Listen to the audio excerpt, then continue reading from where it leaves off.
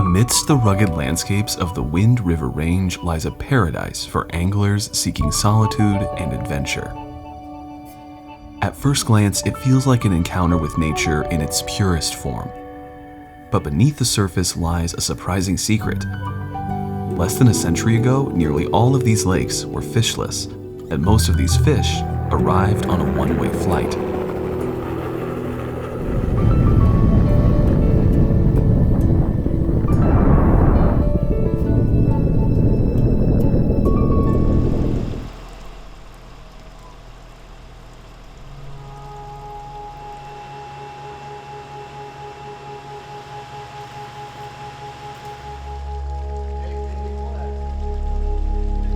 The journey of these fish begins at the fish hatchery, where they're weighed and loaded onto a transport truck.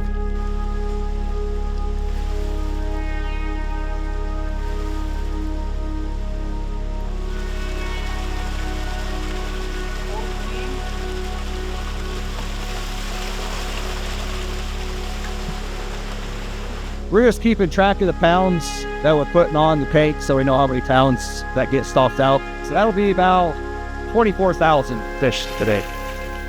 The biologists that manage these waters, they request a certain size of fish. Our hatcheries work amongst themselves to see who can meet the size, and it just generally works out for golden trout. It's usually at the Daniel Fish Hatchery.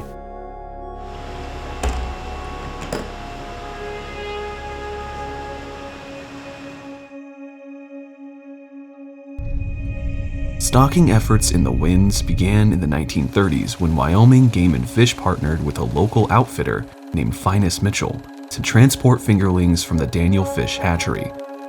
Strapping milk cans to the back of horses, Mitchell stocked nearly 2.5 million fish on behalf of the state.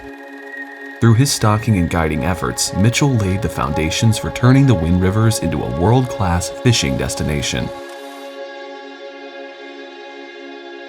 When Wyoming Game and Fish took over the stocking responsibilities from Mitchell, they experimented with new methods for transporting fish into the backcountry.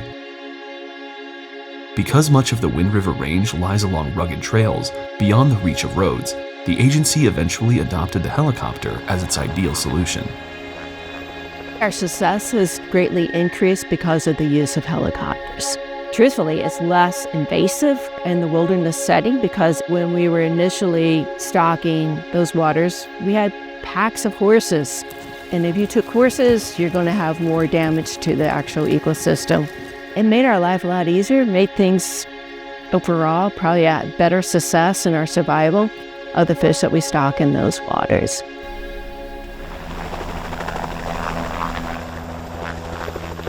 Fish stocking is a somewhat unusual task for the helicopter pilots involved.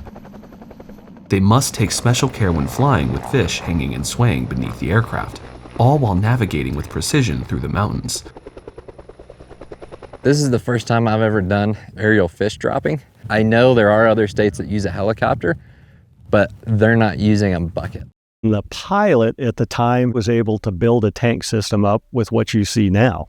And the material he used was all from hardware or auto parts store. In case we had problems out in the field, we could easily fix it.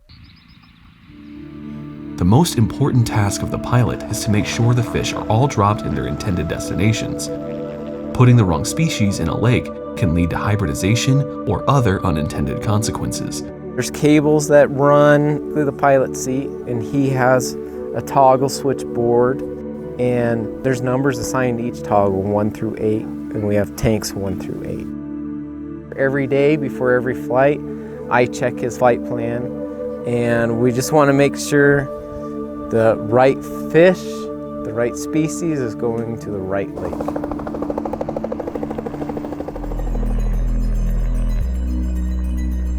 You get up in some of those remote areas, and it's just, words can't even describe it.